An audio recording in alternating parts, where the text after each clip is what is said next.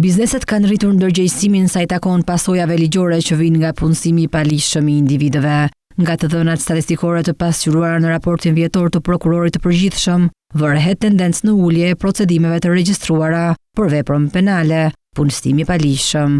Kështu në vitin 2024 janë regjistruar 18 procedime penale kundrejt 20 procedimeve penale të regjistruara në vitin 2023 ose me ulje prej 10%. Nëse do të analizojmë shifrat në 5 vitet e fundit, vjet re që numri më i lartë i procedimeve është në 2021 me 39 të tilla dhe më pas ka pasur një rënje progresive. Pesha specifike që zë kjo vepër penale në grupin e veprave penale të kryera nga shoqëritë tregtare në vitin 2024 është 66.6%, ndërkohë që në vitin 2023 ka qenë 64.5%. Vitet e fundit nga Inspektorati Shtetëror i Punës ka pasur një rritje të numrit të kontrolleve në subjekte në bazë risku, ku një nga objektivat është punësimi i paligjshëm nga ana e kompanive dhe referimi i rasteve në prokurori. Në punësimin e paligjshëm përfshihet punësimi i të miturve, por edhe i personave në moshë madhore, të cilat nuk deklarohen në organet tatimore si punëmarrës. Nga ana tjetër, edhe nga ana e administratës tatimore është ndërmarrë një fushatë gjëra anti-informaliteti,